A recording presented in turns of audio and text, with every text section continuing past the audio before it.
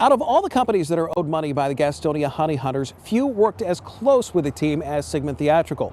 They handled some of the in-stadium entertainment, namely some of the things that you see on the Jumbotron inside the stadium.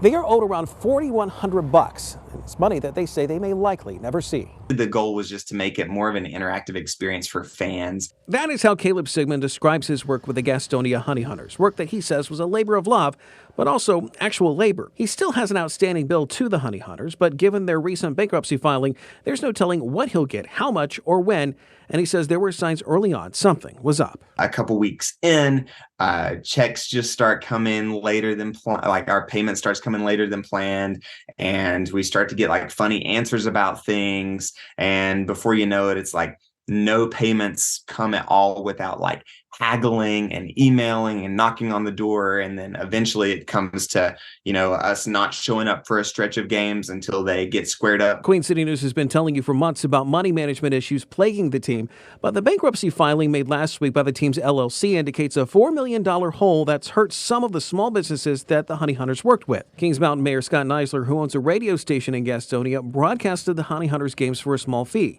a fee that he has yet to receive. Time and time, I had a bounce check, time after time, been told that things would be done and weren't done. So it's kind of a disappointment in that way, since I put my heart and soul into trying to boost Honey Hunter baseball. Sigman paints a bleaker picture of his interactions with the Honey Hunters management, saying he discovered a reason for all the delays. They did not have any actual finance department. There was no actual HR department. And he says excuse after excuse wound up piling up.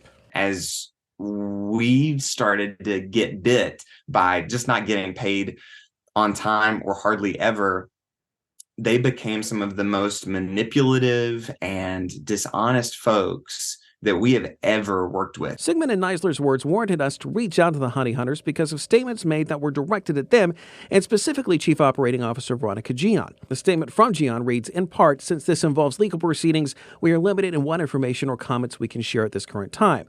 However, we look forward to providing additional information as soon as possible. I'm expecting $0 and 0 cent back from any of this. But what my hope is, and the reason that I'm so willing to talk about it now, is just the hope that me saying something or sharing my perspective or my side of the story may help someone listening to this avoid a similar circumstance.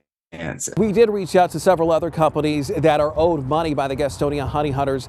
They either never got back to us or have issued no comment. In Gastonia, Derek Dellinger, Queen City News.